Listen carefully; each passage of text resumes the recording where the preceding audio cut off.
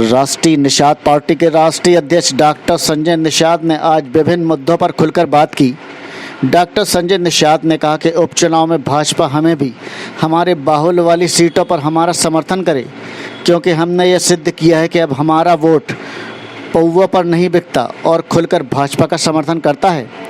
किसान बिल पर डॉक्टर संजय निषाद ने कहा कि अच्छा है कि संसद में भी किसान नाम का शोर होने लगा है, अन्यथा हम अभी तक उनका कोई नाम लेवा नहीं था, मगर अब हम हर कोई किसान हितैषी होने का दिखावा कर रहा है।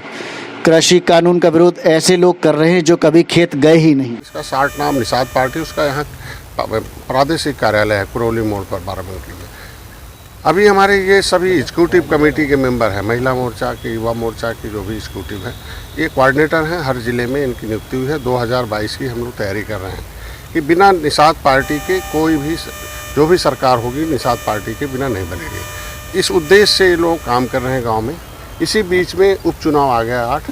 उपचुनाव को लेके कुछ लोग पेपरों के माध्यम से निषाद पार्टी और भाजपा में कटुता पैदा करना चाहते हैं। हमने एक ऐतिहासिक विजय प्राप्त की थी 2018 में गोरखपुर।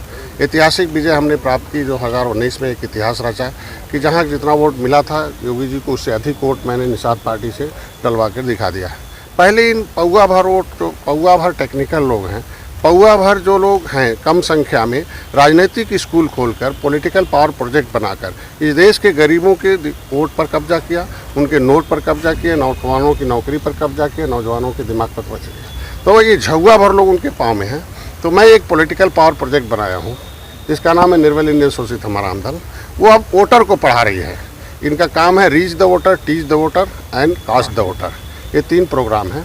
इसी जितने उपचुनाव आ गया है, उपचुनाव को लेकर कुछ लोग अखबारों में छपवा के इधर उधर मीडिया, सोशल मीडिया हमारे कार्यकर्ताओं को बहकाकर उस पर निषाद पार्टी और भारतीय जनता पार्टी पे कटुता पैदा करना चाहते हैं। आज प्रेस कॉन्फ्रेंस करने का मतलब था, बुलाने का ये है कि अभी हम शीर्ष नेतृत्व दिल्ली से हमारे गठबंधन हुए थे। दिल्ली में अमित शाह की तबीयत खराब है, नड्डा साहब थोड़ा व्यस्त थे, अभी उनका चुनाव था संगठन का, उनके जो समायोजन का था।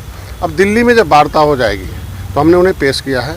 वे 2019 निषाद पार्टी नहीं लड़ी, गठबंधन में आपने अपने सिंबल से निषाद पार्टी के कैंडिडेट इंजीनियर प्रवीण निषाद को जिताया था।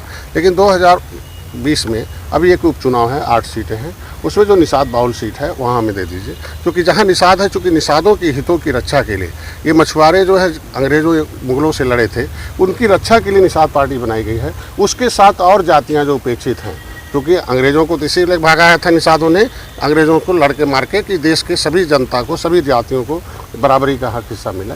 तो ऐसे लोग उपेक्षित हैं। तो सबसे पहले मैंने इनके हक हिस्से की बात करता हूं कि जहां निषाद बाहुल ज़्यादा सीट है वहां हमको दे दिया जा, हम लड़ा के जिताएंगे। और 2022 तक हम लोग निषाद पार्टी भारतीय जनता पार्टी के साथ रहेगी, क्योंकि इनका एक आरक्षण का मुद्दा है जो केंद्र से होना है कि जब मझवार, गौड़, तुरैया, खरवार, बदलाव, खरोट, कोली 7 नामों से हम अनुसूचित जाति की सूची में हैं, लेकिन अनुसूचित जाति का लाभ सामाजिक न्याय समिति कहती है कि बहन जी अपने ही लोगों को दे दिया। पिछड़ी जाति का लाभ माननीय मुलायम सिंह ने अपने लोगों को दे दिया। भारतीय जनता पार्टी की सरकार केंद्र और राज्य में है।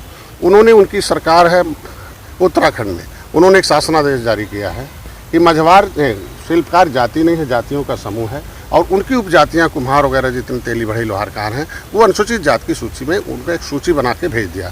तो मैं भारतीय जनता पार्टी के पीछे लगा हूं कि उसी तरीके का एक शासनादेश यहाँ हो जाए। बहन जी से आके बसपा वाले स्टे ले लेते हैं हमारे बार बार, तो उसमें स्टे नहीं मिला जो शासनादेश हुआ है उत्तराखंड का। उसी तरीके के एक शासनादेश यहाँ आ जाए कि मझवार की पर्यायवाची जातियाँ केवट मल्ला हैं, और जो है मझवार, गौड़, तुरैया, खरवार, बिल्ला, कश्यप, कहार, जो कोली, बिंद हैं, उनकी सभी उपजातियों को अनुसूचित जाति का लाभ दिया जाए। तो केंद्र और राज्य में सरकार है भारतीय जनता पार्टी की, इनकी मिलने की उम्मीद है, और इसी उम्मीद के साथ हम गठबंधन में हैं। तो अभी तो 1 साल हुआ ना, अभी 4 साल, 70 साल ने हमें धोखा दिया कांग्रेस ने, सपा ने, बसपा ने। कौन लोग कटुता पैदा कर रहे हैं, क्या चाहते हैं?